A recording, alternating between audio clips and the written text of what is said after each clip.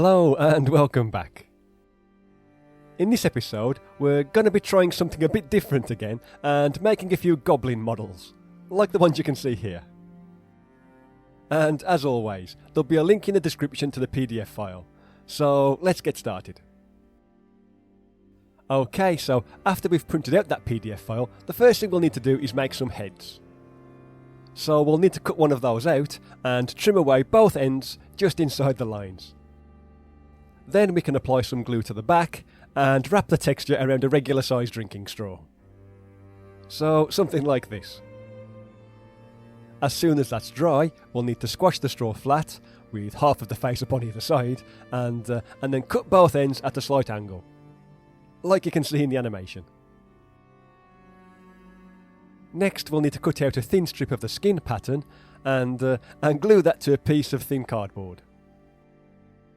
Then we'll punch out 2 small circles with a hole punch and cut one of those circles into quarters, though it is worth noting that we'll only need 2 of these quarters per head.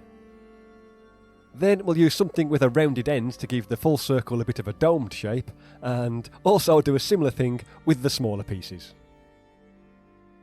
All that's left to do then is apply a small blob of hot glue to the inside of the straw and glue the top of the head in place, like so.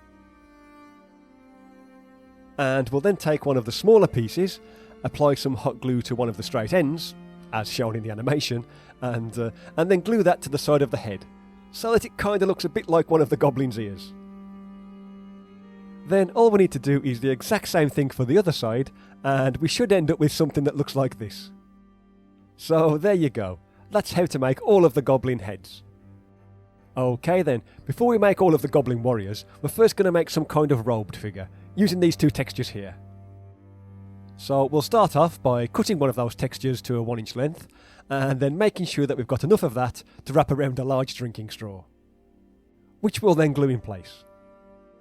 Then we'll cut a roughly 2-inch square of the other texture, apply some glue to the back, and then fold it in half with the kind of wrinkled pattern along the bottom. Next we're going to go back to the straw and squash that nice and flat, cut away any excess from the bottom of the texture, and then cut the top at a slight angle, with the aim of having the straw being around 3/4 of an inch long at its tallest point. Okay, now that that's done, we'll place the folded texture along the longest part of the straw and bend it over the top so that it covers the hole, and then cut away any excess. And I'll just double check that to make sure it fits okay. Right then, next we'll apply some glue to the folded area and also down the centre of the entire piece.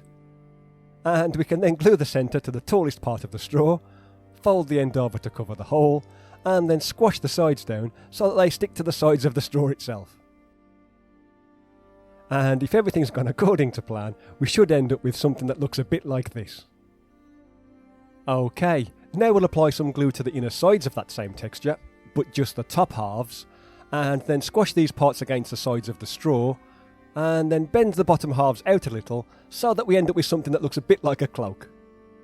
And there we go, something like that. Okay, before we attach the head, we're going to need a neck, and for this we'll need to cut out another small section of the skin texture and glue that around one of those tiny cocktail style drinking straws. Then, once that's dry, we'll cut off a short length and hot glue that to the top of the cloak. And there we go. Next we'll just need to dry fit the head, and in this instance I'll need to trim the neck down a little, and then, once we're happy that it sits nicely, we can simply glue the head in place. And there we go. Now we are going to be adding some weapons and things later on, but for now we'll call this one done. Okay, now for the goblin warriors. And the first thing we'll need to do for these is cut out a section of the chainmail texture and then glue that to both sides of a piece of foamcore. Once that's dry, we'll then cut out a small rectangular shape, the size of which isn't all that important, just as long as it's somewhere in the region of a 1/4 inch wide by a 1/2 inch long. Next we'll need to cut away all 4 of the corners so that we're left with a kind of coffin shape. Then we can cut out a thin strip of the chainmail texture that matches the thickness of the foam core, cut out a length that's long enough to wrap around the edge of our entire piece, and then glue that in place. And there we go. Though I should point out that we can also use some of the leftover cloth textures to make similar pieces, just in case you'd like to use those for a bit of extra variety. Anyway, the next thing we'll need to do is cut out another neck piece, but this time we'll cut one end at a slight angle and the other end straight. Then we'll apply a tiny spot of hot glue to the angled end and then glue that to one of the sloping sides of the foam core. Then, just like before, we'll test fit the head and trim the neck down to a suitable size if needed, which is exactly what I'm doing here, and when we're happy, we'll glue the head in place. And there we go, something like that. Okay, for the legs, we're going to use the same piece as the neck, but this time we'll cut two lengths that are both around a ½ inch long. And all we'll need to do then is apply some glue to one end and stick those to the bottom of the foam core. So there's the first one glued in place, and the second, and there we go. Right then, for this next part we'll take the offcuts from the cloth texture and glue a small strip of those to a piece of thin cardboard. Then we'll simply cut out a small loincloth shape from one of those textures, so something like this. And if you like, you can also cut a few small V-shapes along the bottom edge, just to make it look a bit more torn and tattered. Just like you can see here. Okay, so obviously we'll need two of those, one for the front and one for the back, and then all we'll need to do is add a spot of hot glue to the top of each piece and glue those into place. And as you can see, I'm positioning them so that the top edge just touches the bottom of the foam core. And there you go. So that's the kind of thing we're aiming for. Okay, next we'll take one of the belt textures, and from that we'll cut out a strip that's 2½ inches in length. Then, as you might have guessed, we'll apply some glue to the back and wrap that around the waist of the creature. And the idea here is to hide all of the joins. So we're going to cover where the legs and where the loincloths are all glued to the body. Basically, we're looking to end up with something like this. So once that's done, all we'll need to do is trim the legs to a suitable size, like so, and this will also ensure that both straws sit flat when we eventually glue them to a base. Okay, so for the arms, we'll cut out a small strip of the skin texture that's just big enough to wrap around a toothpick, and then we'll glue the texture in place. Then, after we've trimmed off one end, we'll need to cut two lengths that are both around 3/8 of an inch long. Though, do feel free to vary this slightly if you want longer or shorter arms. Right, next we'll take a pair of wire cutters or similar and grip one of the pieces near the middle, and then just snap the toothpick so that it forms a kind of elbow shape.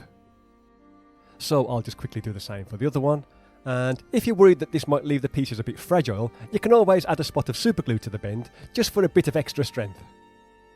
Next, we'll take a small piece of the metal texture, and once again, we'll glue that to some thin cardboard. Then we'll need to punch out a small circle, cut that in half, and then give both of those a slight curved shape by pressing down on them with something with a rounded end. Okay, so now we're going to stick on one of the arms, and in this instance, I think we'll have it so that it's pretty close to the body, like it's holding a spear or something. So, kinda like this. Then we'll take one of the half circles, apply some glue to the bottom of the straight side, and then glue that to the top of the arm, so that it looks like a piece of shoulder armour. And while I would normally use the same technique for both arms, for the purposes of this example, I'll do the left one a bit different, just to show you another option. So here's some of the chainmail that I've glued to a small drinking straw, and I'm going to cut one end off at a bit of an angle with the aim of making it look like a chainmail sleeve. Then I'll cut the other end off straight and just check to see if it looks about the right length. Okay, now I'm just inserting the arm into the sleeve and trimming away any excess that's going to get in the way, like so. And then, after making a few minor adjustments, as I wasn't quite happy with the position of the arm, I'll then glue it in place with a small blob of hot glue. And there you go. There's a couple of different ways to assemble the arms. Anyway, earlier in the video I mentioned that we would be making a few weapons, so let's make a start on those. Okay, we'll first take some of the wood texture and cut out a strip of that that's wide enough to wrap around a toothpick. And here I am, just gluing it in place. However, I do need to point out that we'll need to have one end of the texture finish where the end of the toothpick starts to taper into a point, if that makes sense. Then, once that's dry, we can cut a 1.5 inch length that includes this point. Next, we'll take some of the metal texture and cut out a strip that's around 1 inch long by 1/2 inch wide. Then we'll apply some glue to the back and then we'll fold it around the point of the toothpick, making sure that we line one end up with the edge of the wood pattern, while at the same time ensuring that we have a similar amount of paper up on either side. Basically, we're aiming for something that looks a bit like a shovel. Okay, once that's dry, all we'll need to do is cut the metal texture into a point and trim the bottom corners so that the whole thing looks something like the image on the screen. Then to finish the spear, we can take this metal texture here and cut out a length that's 1 inch long. And after we've applied some glue to the back of that, we can wrap it around the end of the shaft, like you can see here, and we should end up with something like this. Right then, for an axe, we can take this texture here, cut out a strip that's big enough to wrap around a toothpick, glue it in place, and then trim it to size. Then we'll take some more of the metal texture, glue a small strip of that to either side of a piece of cardboard, and then cut out the shape of an axe head. Though we don't need to be too particular about the actual shape, as these are goblin weapons after all, so something like this will be fine. All that's left to do then is glue the axe head in place, and there we go. Okay, to make a dagger or a sword, we can use the offcut from the spear shaft to make the handle, and we'll need to cut that so that it's roughly 3/16 of an inch in length. Then we can take the hand texture, cut out a 1.5 inch length, and also make sure that this is 4 fingers wide. And what I mean by that is, if you look at the texture, you'll notice that each of these sections here are meant to represent 1 finger. So, if like us, your goblins have 4 fingers, you'll need to cut it 4 fingers wide. Okay, so now that that's cleared up, we'll apply some glue to the back, and then wrap it around one end of the toothpick.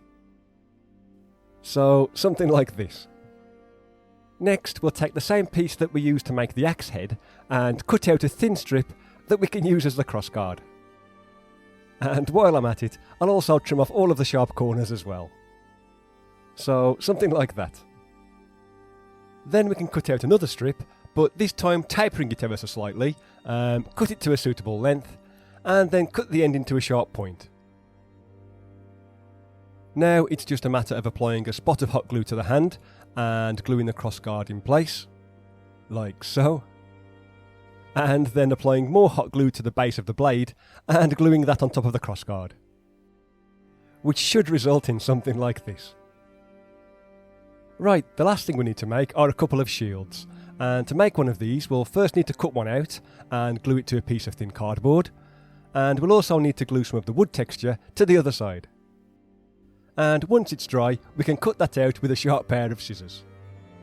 Next we can take another of the spear offcuts and cut a length that's at least 1/4 of an inch long. Then we can take another 1.5 inch strip of the hand texture, apply some glue to the back, and wrap it around the middle. So here I am doing just that. And there we go. Okay, to finish it off, all we need to do now is apply a tiny spot of glue to one side and glue it to the reverse side of the shield, trying to get the hand as central as possible. And there you have it. We should end up with something that looks like a hand gripping a shield. Okay then, so here's a quick look at all of the pieces that we've just put together, and I've also made a staff in a similar way to the spear, but with some of the hand texture wrapped around it. And I've also done a similar thing with the axe, just so that it's ready to go. Anyway, I'll just put those to one side, and here's the first guy that we made, and this is how he'd look if we gave him the dagger, so something like this. But in this instance, I think I'm actually going to go with the staff. So yeah, I'll just add some hot glue to the hand itself, and then glue it in place. There you go. Now it looks like some kind of magic user, or maybe even an elder member of the tribe. Right then, for the goblin warrior, I think I'm going to arm him with a spear, so something like that. So I'll just take another piece of the hand texture, add some glue to the back, and then make sure that I'm gluing it in such a way that the bottom of the shaft will be level with the bottom of the legs. Then all we need to do is apply some hot glue to the hand itself and glue it to the end of the arm. Okay, in the other hand he'll be carrying a shield, so this time I'll apply some glue to the end of the arm and then just glue the shield in place. And there's the finished Goblin Warrior, fully armed and ready for battle. However, we do still need to give both of these a base, so here's one of the floor textures glued to some cardboard, which I'll then cut into individual squares. And because goblins are usually small creatures, I'm going to give them a 20mm base. And as you just saw, I used a UK penny to mark this out, as they're roughly the right size. Okay, once those have been cut to size, we can simply glue the models to the bases, just like you can see here. And there you go, there's the finished goblins. And as you can hopefully see, they've not turned out too bad. There might be a touch on the large side, but I'm fairly happy with the results. And if you use each of the textures sparingly, you should be able to get all of the goblins you can see here from just the one sheet. So yeah, I'm looking forward to seeing what you guys think of these, and just as an example of some of the other things you can do, here's a few kind of character models that I've put together using the same textures. So let me know in the comments if you plan on making a few yourself, and as always, thanks for watching.